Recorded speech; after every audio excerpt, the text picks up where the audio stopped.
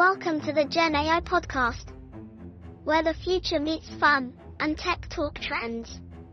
Get ready to dive into the world of artificial intelligence like never before. Your hosts, Dale, Alan, Greg, and Val, are about to take you on a wild ride through the AI universe. So, buckle up, tune in, and let the AI adventure begin. Hello, everyone, and welcome back to episode 20 of the Gen AI podcast. It is the Christmas special. We have, I want to call this a full house because we have all three of us that have ever been present on this podcast so far. And as always, we have an absentee in Mr. Val Matthews. But Greg, Alan, good to see you. How are you doing, Greg? It's me inside that Val just doesn't care about us enough. Yeah, he doesn't. I don't know. Al, have you been in touch with Val? Yeah. Every once in a while, I have proof of life. Like we all have proof of life, but I think he's like a chairman, right? Like the silent chairman that steers the board from behind and like doesn't take a stage center position. Yeah, absolutely. So he honorary chairman of the Gen AI podcast. Yeah, honorary. So we'll get him something to commemorate his promotion, demotion. I'm not sure. But gents, this is episode 20, which is a great milestone for any podcast. So it's been an interesting journey so far, and like all good Christmas specials, we probably want to take a look back at the journey over this year. Perhaps some of the trends, some of the things we've seen, and maybe a bit of a horizon scanning towards the second part of the episode. So a lot has happened this year. I think we began the year talking a lot around ChatGPT and expanded and went all over the show what happened with movements of leaders of various organizations, what was in the press, delved into use cases and applications on projects as well. But let's start with you, Al, because you missed the last one because you were on a train. So yes. What was your train of thought? Or what was the train of thought over the year from your perspective? I don't know. Is this the point where we do a montage with nostalgic music of stupid stuff that we've said over the year that turned out to not be true? Or possibly. We can get AI to do that, though. Yeah, we can. And we should definitely post it somewhere. Here's the list of things that we all got wrong. Train of thought. I mean, like the year's been interesting, right? We've been eating a lot of popcorn, as you said, and I don't think that is over because, well, first of all, OpenAI is still a 501c company, right? So that means that they're not allowed to have profits. I'm not sure how the rules work, but surely there's going to be more drama there at some point. And Sam Altman is always a controversial figure, but like sometimes in a good way, sometimes in not so good way. But I think like we're gonna see a lot of big leaps. I reckon towards the middle of next year, we got quite a few jumps in what can you actually do.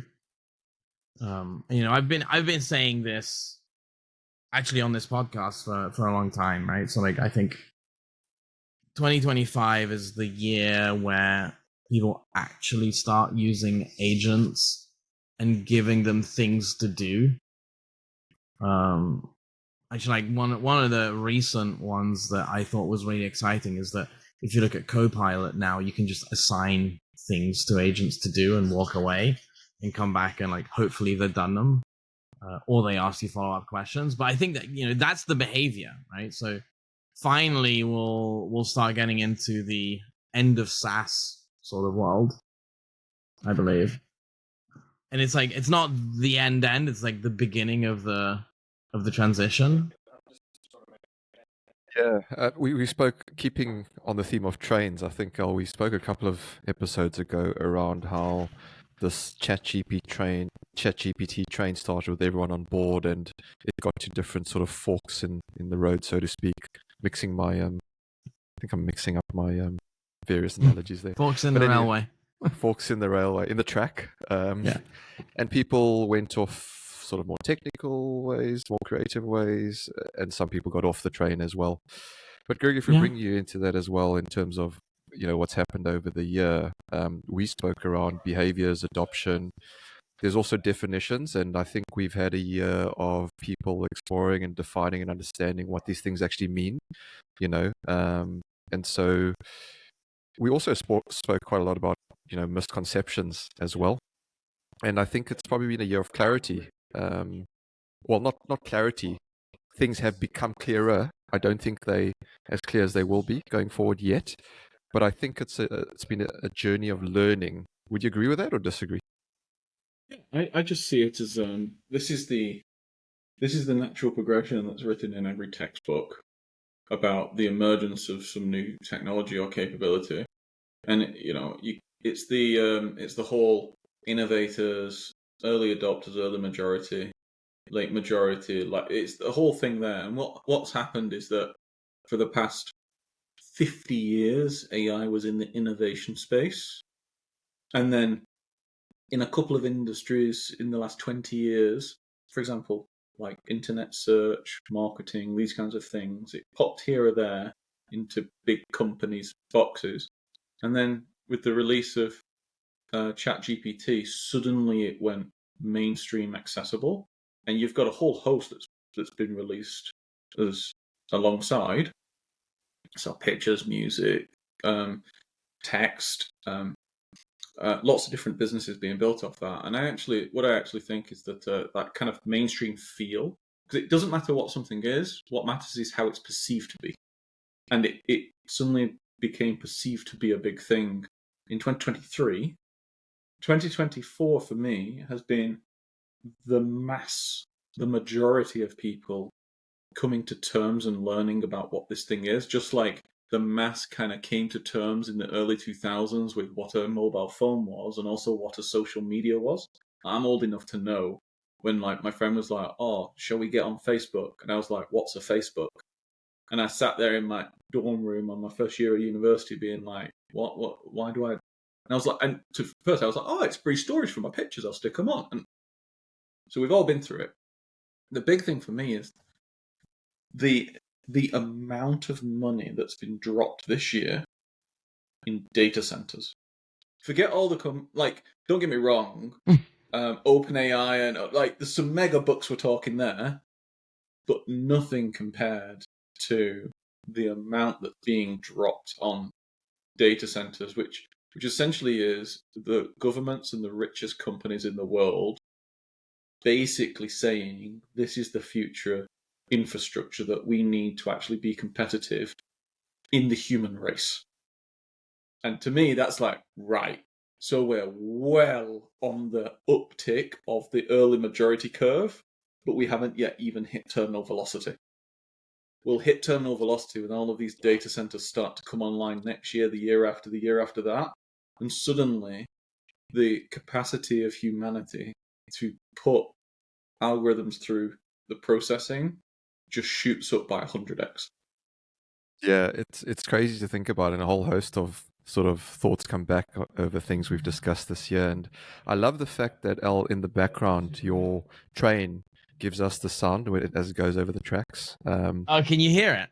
We can hear it, but it'll probably be drowned out by the background noise cancellation for listeners. But I love it because it gives us the soundtrack. You can see the light of the train going past. Let me see if I can get it to focus.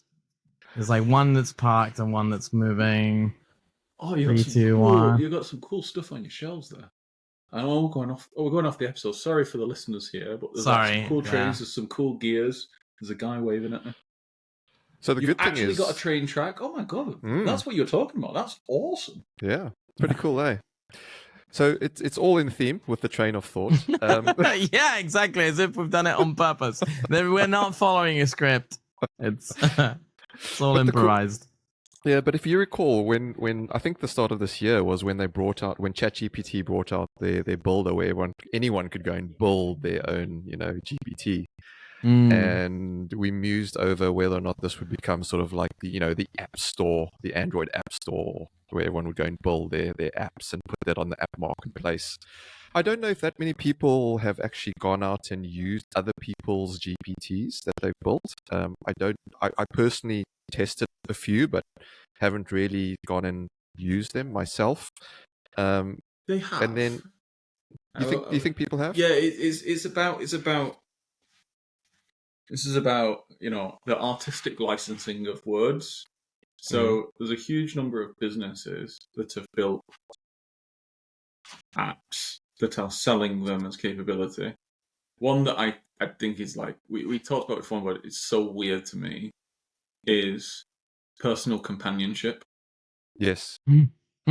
which Ah, goes so into yeah, the whole porn landscape and that kind of thing. And it's like Yeah. it's like okay, like there's a lot of money. So people have built apps and are selling those. I think to your point of the average Joe sitting in their house building a little app and then loads of people using that.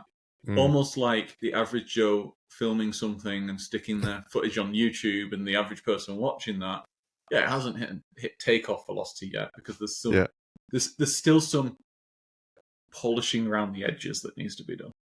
Yeah, perhaps. I think, Dale, you were referring to the custom GPTs that OpenAI released specifically, the custom right? GPTs. But I agree with what Greg's saying there, that I think on a larger scale, if you take away the chat GPT wrapper, there are companies that have started to build now on the back of the capability and sell that as a product. Well, I mean, without starting, right? Like OpenAI's biggest income comes from the API.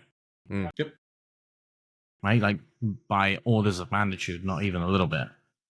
Yeah, absolutely. And so I think we're seeing that app store, but just not within the custom GPT, chat GPT wrapper, with on a larger scale. And next year, perhaps we'll see which applications come to the fore. I don't know if we discussed this on this podcast or not. I'm pretty sure we did. Yeah. I'm trying to remember, what did I say at the time? Yeah, it's we'll have to go back and have a think. But perhaps we'll see the digital construction week version of GPTs. I don't know.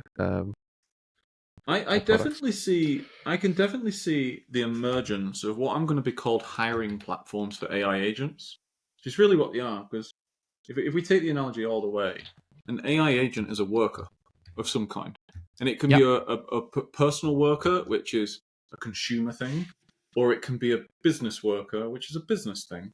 And these workers will have defined boundaries, just like the three of us have defined boundaries in our roles. And there does need to be an operating system or some kind of coordination layer or some kind of recruitment platform for how you would go to use these. Those don't make sense when you don't have many of them super successful in the world. But when you have quite a few of them who are super successful, I can definitely see 5 years' time, if you're starting a startup and you're like, right, I want an accountant, I want a lawyer, I want someone to do the fiduciary books, the board minutes, like this. I can fully imagine that you would hire AI agents for each of those. Oh, that's my board secretary. Now even sales have these. You have like those AIs that join call and transcript and then analyze it and do all of that. I could just see, you're going to have a marketplace of all these companies eventually. Yeah, absolutely. And the hardware to support it is growing. We spoke about data centers, but Google unveiled a quantum computing chip as well this week. What are thoughts around that, Al? I mean, quantum is still a million miles away from everyday production. A lot of leaps are being made pretty quickly, so I'm quite confident that we'll have something, in the next couple of years, that actually starts being used. I think there's a lot of things, right? Like quantum computing is great when you have large spaces to explore, and we're starting to see like parallel applications where you could just go down a quantum route to try and compute everything, or you could take a ML route where you're optimizing through better heuristics and learnable patterns, right? And so there are sets of problems that are solvable by both, and one is still orders of magnitude cheaper than the other. But I think like there are things that I think are a little bit terrifying about quantum computing, which is like the whole. I don't think anyone can confidently stand up and say we have updated all our cryptography to be quantum safe. Oh God, yeah. Yeah. So for those Right. that don't know what quantum computing is, what is it in layman's terms? So quantum computing is just a different way of computing, of effectively running computers, of building computers. So all computers that we know today are based on the notion of bits with zeros and ones. And quantum computing kind of uses superimposition, which is like a very specific physics term. And Greg, you know more physics than I do, but to effectively have both states at the same time, and you cascade both the states, so you have like all these conditional chains or chains of conditionality. So if it's 0, this is 1, this is 0, this is 1, but you explore the entire space at the same time through quantum superimposition, which means that things that relied on having to do an enormous amount of compute, i.e. cryptography, because the whole point about cryptographic keys isn't that they are unbreakable, it's that it would take more than the entire age of the universe in terms of time to break one of those cryptographic keys with the fastest computers in the world. But that kind of goes away if you can actually do simultaneous computation on everything, right? So that's one of the things that makes quantum computing a little bit scary. So, like, you know, bad actors getting their hands on a quantum computer means that AES is broken, which is the encryption that most people would rely on today. It's also the energy required vastly decreases for the performance. Yeah. It's pretty spot on. I haven't studied quantum computing in quite a few years, but I did do quantum computing physics, and it's very similar to what's known as like you said, it was superposition, but it's energy wells. So the way to think about it is this: everything shakes. So if you take an electron, it shakes. Normally, it shakes really, really violently because the energy that we live our lives in is actually really high. If you try and put it in a box, it'll shake out of the box because it can teleport. That's the weird thing about quantum. But if you cool it down enough and you get its shake, called its wave function, its shake to be the size of the box, it starts to behave almost like a piano string. Do you know when you pluck it and you can see it, you can see the loops? It's shaking very fast, but there's definite shape to it. Now, if you can do that in one dimension, which is just literally, you have two walls, but you don't have a ceiling and you don't have right angled walls. It literally is just like two buildings next to each other. To Alan's point, you can have every version of 0 and 1 because it's not just 0 and 1. You could combine many things, so you could have 0 1 1 0 0 to 1, and basically it brute forces every simulation, but at speeds that are relativistic, which is incredibly fast with very low energy. So we're talking like an electron volt. Now, if you're able to not just put two walls against each other, but make it a right angle and put ceiling on top of it, you've suddenly got, if you just take it 2 to the power 3, you've suddenly got 8 times even more computing power than that. And these change states at the speed of light. So even just one electron trapped in a 3-dimensional gravity well can do more processing than all of the world's computers combined in one place. And all you have to do is keep the temperature keep the temperature really, really low and be able to record, which is very difficult. But to Alan's point, these when I studied it might be different now, but when I studied it, these systems are incredibly poor at doing deterministic computer programs because it's designed to do everything at once. So if you just go, no, no, no, just paint that red. It'll go, red, blue, yellow, purple, also an aeroplane, also a bat, also I'm going to burn up. Like, it'll do everything. So there's a speciality.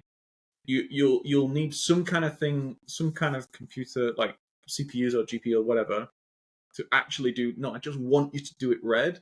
And then if you have a function that's a search function, Alan, I have no idea, but it could be like machine learning, but like cryptography is definitely a search function. It'll smash through that kind of stuff.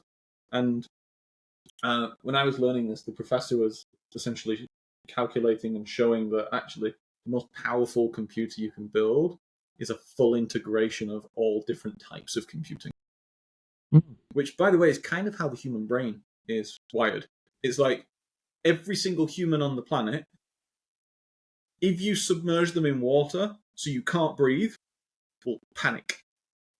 Because there's a wiring in our nervous system that is so core, which is an increase in carbon dioxide in the blood, causes raw panic. Because it's a death signal. Whereas we all prefer different kinds of music. That's much more kind of open and exploratory. So I hope that wasn't too high level or too complicated. No, I love the fact that we can geek out on this and then talk about, toy trains in the background. It's amazing. And I mean toy because you play with them, Al. So bring it back then, those two things together, those two thoughts together. Will it change the way AI is used, is developed, the sort of how it evolves going forward? It'll change the capabilities of what we can do. Mm-hmm. There's a whole branch called quantum machine learning, which has been going for years. But if you think about what machine learning training a model is, it's gradient descent, right? So if you're doing gradient descent, you're exploring a space. Can you use that quantum search to explore the space of parameters in the network and get to the actual global minima of that space rather than the best local minima that you can find? And so it basically does away with the whole optimization problem. Right? So you could, in theory, not need GPUs anymore. The key thing for me is the point about the data center thing, which is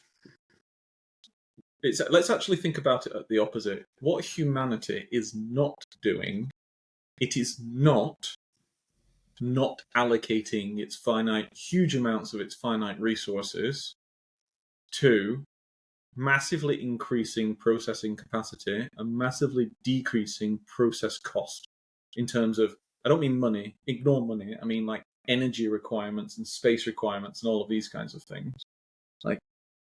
So if you were to arguing against AI, to me, is arguing against humanity's want for the usage of more resources. And until you change humanity, that I don't think we're going to have a situation where we don't want for more. And does that mean we increase our carbon footprint and there's more carbon, so we panic more as humans? Well, actually, at the moment, and someone said this to me, and I won't name them, but the want for data centers is so large. This was what someone said to me. Is in their experience, what they've seen is the builders of the data centers at the moment have very little care for anything to do with the environment because the want for process is so large, and how do we make this climate neutral is a later down the line problem. So wow. I'd say I generally see this in the industry, which is the worry about climate sits at a certain level, and the second that a demand spikes above that level, suddenly no one gives a crap. Yeah. And this is true, right? If you think about every generation, all of our problems were yesterday's solutions.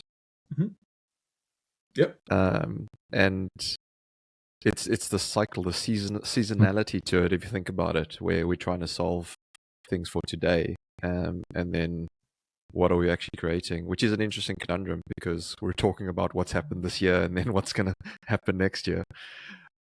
And I'm going to throw in. I'm just going to throw in an idea, by the way, which is in my lifetime. So let's say I live another 30, 40 years. In my lifetime, I actually think that we're going to have huge numbers of drones and robots purveying across, like, the air, the land, that kind of thing. Because, I like watching sci-fi programs, but in sci-fi programs about the future, it's always humans traveling to somewhere, and that is such an incredibly inefficient way of getting the data from somewhere. It is so much more efficient to send a machine and have the machine have sensors that can transmit sensory information back to a human, which is what we're seeing with drones and things now. And with the advance of AI agents, like AI agents as I see them at the moment, are working in the invisible space, as in the mind space, the internet space. In reality, the ultimate iteration is robots. It's robots that can actually do things in real life, such as harvest crops and drive taxis. But you're not going to be seeing a robot. You don't need 2 arms and 2 legs to drive a taxi. You need a couple of pistons and a couple of actuators and that kind of thing. yeah, and I don't want to tempt fate, but in a sad way, it may be that warfare is the thing, the catalyst that drives the innovation in all of this.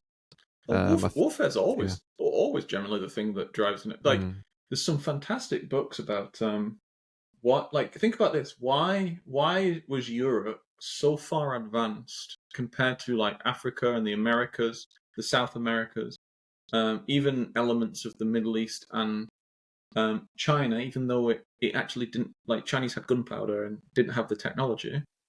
And a lot of the historical books talk about it's because Europe was always at war. Like, Italy itself, like, Machiavelli wrote a book about the art of warfare just in Italy, and how all the different houses used to battle each other. And there's nothing that targets finite resources better than a perceived fight for survival. Yeah. Yeah, and we as we know, we've got war in Europe right now, so it's a scary place. But yeah, if we lighten it up a bit, Al, because this is the Christmas special, and Greg's the Grinch, I think. Merry, because I'm not Grinch. I just like seeing the world how it is. No, I think not from what you said, because I think we're all part of the same discussions. It's because what you're wearing,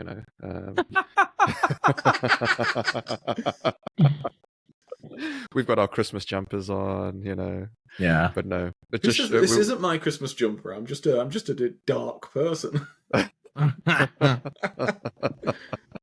Can put your balaclava on afterwards.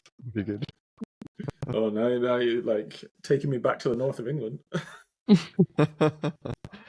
No, we have fun on this one as well.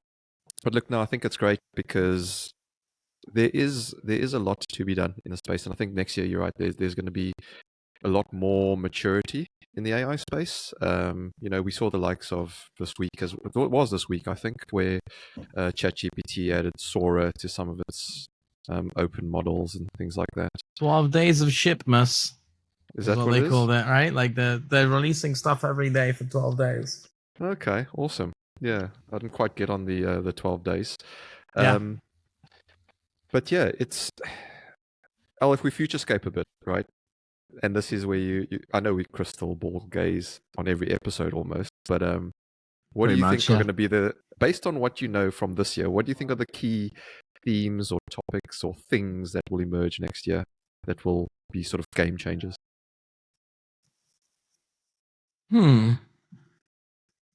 I'm very. I mean, just maybe staying on the theme, I'm very excited about agentic behavior. And like 2024, we've started seeing companies come out where their product is a job description. So you can go, there's like several companies now where you can go and buy a BDR agent that will do business development with varying success and varying quality, but it's only going to get better. And that is kind of like the cool thing of like monotonic improvement and acceleration, right? Like the eventual quality that we're going to reach is going to be really, really good, right? I'm maybe going to shy away from saying superhuman, but it will be because that's how the agents learn and are built. It'll be on par with the best people doing that job, not the medium, right? Because that's how you build the agent. So short to medium term, I think that is what we're going to be looking at, right? We're going to be looking at agents that do things and do jobs in the same way that. And I only learned this yesterday, I think, through there's like a YouTube channel that I follow called Veritasium, and they posted a new video. And I learned that the introduction of the rotary dial phone, and I wasn't there. I'm not that old. I'm older, but I'm not that old. And the automated phone exchange made, I think at peak there was like over 1 million phone operators in the US alone. Like immediately, like there's like they had no job, right?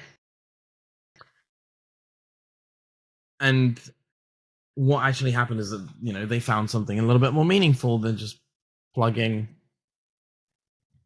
plugs into a hole, right?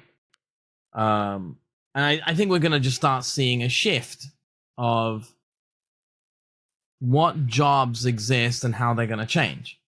And if you think about it, like we were talking about data centers, you can almost correlate like 4 or 5 things: amount of data center capacity being built, and you should probably measure that in kilowatt hours because it's all about power, really. Economic growth, introduction of new technologies, which is kind of like the causal reason for this, right? But like how many new technologies will be introduced and how quickly, and societal change, right? So in a sense, like if you're running a hedge fund, just monitor the number of data centers being built and you will know about the rest. It's a lagging indicator, but those 3 things are like the correlation above 0.7, I'm gonna bet, if I had to take a punt. And it's interesting because that has been true in 1998 to 2001. It's been true in 2008 to 2011.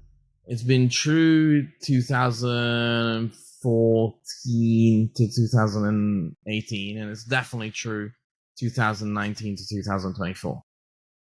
Right? And actually, like now we're probably going to see like a J curve up. Yeah. You said something there about the agentic behavior, and like you can get these robots. And actually, what I'm not as grand as you, but kind of niche. What you mentioned at the start as well about the end of SaaS, and I think that's actually just a super interesting space to watch. And just for the listener, so SaaS means software as a service. It's basically like Netflix, where you rent the software rather than buy it. Because if you're old like me and you remember 20, 30 years ago, you actually used to have to go to PC World and buy the CD. and then put it on your computer. But it's essentially you buy software for people to then do jobs, and it's like, well, if the AI is doing the job, why do you need to buy the software? So it's kind of that principle. And right now, the IT budgets in general for companies are about 20 to 30 times smaller than the labor budgets for people, for companies. And right now, with these very early AI agents, we're seeing pricing on parity with people. They're cheaper than people, like 20, 30% cheaper, but it is an absolute gold mine heyday because companies save money. And I can tell you now, those companies, it does not cost them the cost of a person because there's all this thing about the law, about, anti-slavery and fair living wages and all of this kind of thing that goes out the window when you're using algorithms. And what I'm super interesting to see is where those price parities fall to, because those people who are forecasting almost, Alan, you'll probably smile at this. Like in 2020 when COVID happened, it was like, oh, the growth we've seen in online events will continue into the future. And it's like, where's hopping today? yeah, and like now it's like, oh, the pricing power that we're able to charge on these AI agents will continue into the future. And I'm like, No, like, yeah. will it? Don't get me wrong, you'll build incredibly large businesses like Microsoft is betting its entire software kind of systems future on it. But I'm like, no, I'm not entirely too sure on that. It's something I'm quite interested to see. Yeah, there's a lot of things there's a lot of use cases for agents, right? AI agents. And if I bring it closer to home, I'm going to make something bold prediction that there's going to be a fundamental shift in project controls based on AI agents, and there needs to be. And I'd love to see a place where project controls as a profession doesn't exist as it is today. Not saying that we don't need people in this space, but perhaps there's a new role, decision maker or something else that's called something else, but based on the technology. And you guys are both in this space anyway. And if we can change the dial next year, that's better for the industry, in my opinion. And I'm saying that as a project controller. Right? Yeah, I'm actually probably the first time on this show, I'm gonna disagree with you a little bit. I agree with you in principle, but I'm actually gonna disagree on the thing in that, if project controls is there to monitor, measure, and enable decisions to be made effectively, the advent of cloud and AI agents, that's the how, not the what. And project controls will still exist. Could I see a future where AI agents are decision makers, as in are project directors? Yes, so long as there's still a human project director that can smile at people, go and shake their hand, turn up and cut ribbons, speak to clients about wants and needs. Because the start of the economy is always a person. It's always a person wanting something. Yeah, so I agree with what you're saying, but I think my key bit of detail, my specificity was in its current state. So theoretically, you're correct in what you're saying on what a project controls function should be. But in most instances, that's not what a project controls team Very or true. people do Very these true. days. Yep. In its current state, it takes data and it churns the handle through the sausage machine and creates a report. Mm-hmm. Oh, yeah. Oh, God, that's gone. Yeah. Boy, I'm about to get into so much trouble. Do it, Go on, Al. Whatever you're going to do it. So, if you think about how majority, a lot of project controls is procured, like the fact that it is procured, right? Like, there are very few organizations that have internal central project teams, or PMOs by that matter, right? And you know this, Dale, because you sell this, right?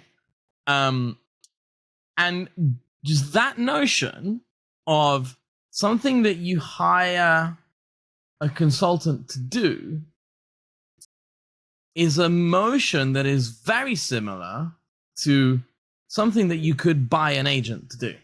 Yep, 100%. Right? And like, I love you, Dale, and I hope that you are massively successful. But you probably should be worried about agents, or at least like some parts of what you do. And I know that you're actually doing very good stuff in that space, right? So I'm not necessarily worried about you. I'm not worried about Dale. I am worried about some others. Yes, exactly, right? Yeah. Where like, will the act of I'm gonna go out to I'm gonna invent a name and call it like Richardson and Cityscapes, whatever. And ask them for 20 planners, 3 risk managers, 5 project analysts, 2 project managers, and that is what I've decided that I need? Or will I, as hypothetical mega project owner, decide that I want the outcome of risk management, accurate scheduling, project management, and PMO, and whatever else I need, and put out a contract for those outcomes. And as a result, I am buying a service, not bodies. Right? Mm-hmm. And I think that is probably a change that will happen in the way that contracting happens for project controls. But how does that actually then get implemented? The how is that you'll have, a few people whose primary job is to talk to other people. And then under the hood, you'll have a planner agent, a risk manager agent, a project manager agent, a reporting agent, whatever, right? Like, you'll have all these agents that are actually doing a lot of the work without being stakeholders in a sense. But like, it is a pattern. And like this, there's like so many other industries that follow this pattern, right? And like, probably the only one that follows this pattern that is maybe safe is management consulting, because management consultants are the ones that talk to the people who decide to hire the management consultants, and they do this. It's like kind of like circular reference. And so they'll probably be able to save themselves or like delay this as much as possible. But everything else that follows this pattern is like perfect, right? Because it's already treating the function as a commodity. And I think that's the key point, right? Like, we, for the most part, treat project controls as a commodity. Like, and that makes it ripe for disruption. No, I think you're absolutely spot on. This is actually, you've articulated very nicely the theory I've had for like 3 or 4 years now. The one thing I'm undecided on, which I don't know, is whether or not it will be the current generation of companies that are able to transition their operations to be agentic as opposed to 100% people, or whether or not it will be a disruptive company coming in that's fundamentally built differently that actually just destroys their market share. And I'll give you an example. So you have Anduril in defense, and Helsing in the UK that have come up, and Anduril now is, I don't know the exact figure, but it's approaching the market capitalization of BAE Systems, which is the largest defense company in the UK and elements of Europe. And it was formed in 2018. BAE Systems has been around for 100 years in different forms, with British Aerospace and all of this kind of stuff. That is fundamentally built differently. And for me, the kind of tipping point of this will actually be the sunk cost investment and the deep experience of leadership. Because one is a people selling, people delivery business, and the other is a people selling hardcore data science and technology business. They are not the same thing. And if you think that a manager from one can suddenly go into a manager of the other, maybe on the selling side, yes, not on the delivery side. It is a different beast. Yeah, I agree with that. And gentlemen, I love your concern for me, and I'm actually not scared. I'm actually really, really excited by what this tech can bring, because it is needed. We do need to disrupt the market in a positive way, right? And I don't mean that to fear, place fear in people. And fear mongering is not what we want to do here. But get excited about this stuff. This is cool, right? Because we're able to scale up a quality and level of service like never before, right? With the tech we have. And you're right. It's where is the value placed? If the value is placed on a bum on a seat, then you're going to pay what you get. You're going to get what you pay for, should I say? And we all know how that's turned out the past few years. And so I think it's going to personally, and we are in sort of futurescaping mode. I think it's going to be more by stealth than incremental. I think all of a sudden there's going to be, oh shit, you can do this way, and it's far cheaper and better. Why am I not? It just makes sense. My return on investment just makes sense. I don't have to. It will shock people how fast it happens when it happens. Yes. Exactly. That's my prediction. Whether it happens next year or in the future, it will happen. But I'm going to be bold and say it's going to happen next year, because I, for one, want it to happen. It's boring as a project controls professional to turn the handle and play with spreadsheets all the time, right? Anyone that finds it exciting. You call it boring, right? But boring has paid a lot of bills. Yeah. Yep.